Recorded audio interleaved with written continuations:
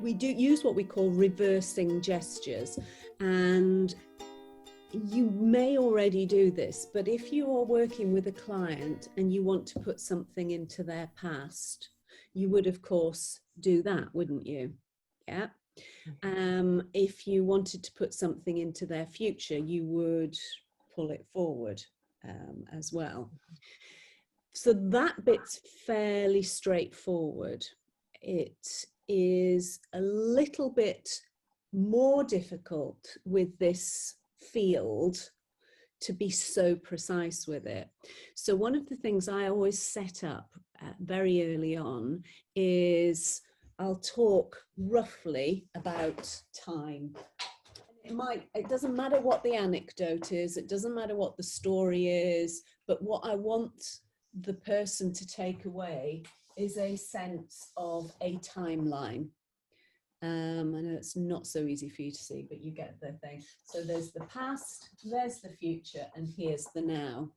So I might tell you a story about something somewhere, but basically I need you to know that pacing out the past and pacing out the future, and this is the moment of now. And of course, the way I've drawn that is your timeline, isn't it? Yeah, because if we follow the regular patterns, okay, we can't calibrate a lot of people's timelines on a Zoom call. We haven't got a single person in front of us to calibrate how they mark out time when they tell you their story. So we have to be a little bit smarter online, and we have to set it up for them to make it easy. So by telling some kind of story or maybe a listing from you, so I might say, okay, I'm just going to do a little bit about reminder about timeline, because you know that thing you were telling me about the way you were feeling, well, it was kind of back here, wasn't it? If this is the now, and you know the way you want to feel, well, I wonder where in the future that's going to be. Now, you've all seen, and I, for the life of me, can't put my hands on it this evening. I have a laminated timeline, and some of you have made them in Happy Brain, that the online course has, with a little spinning arrow. So that's all you need. You don't even need a flip chart. You just need to be clear that you are referring to, I can see it. I've just remembered where I actually put it. Bear with me. There we go. So we've got this timeline that shows past, present, and future, and where our attention goes through time. Now, the reason for setting that up somewhere is because when we're working with somebody's unconscious mind, and I want to refer to the future, I have to reverse my timeline.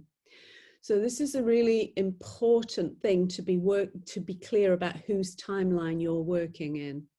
So I work with your collective timeline, even though I know that it's quite possible that some of you will have different timelines going all over the place. But because I've set it up, then it's much easier for me to control the variables. And similarly, if I want to talk about the past, I can point in that direction. So one of the things you'll notice, anybody who has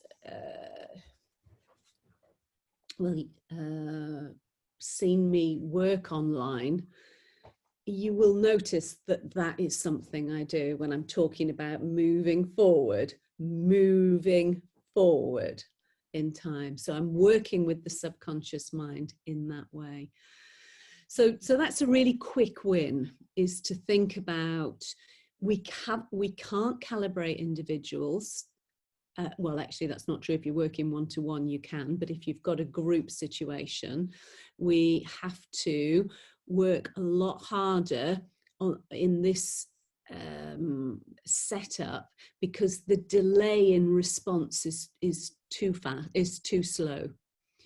In lifetime, you see the micro expressions of somebody that we calibrate. You see the subtle changes. You see the twitch of their foot or their, a finger movement. We've got such a tiny, small window to calibrate. So we have to be a bit cleverer than that and actually set up.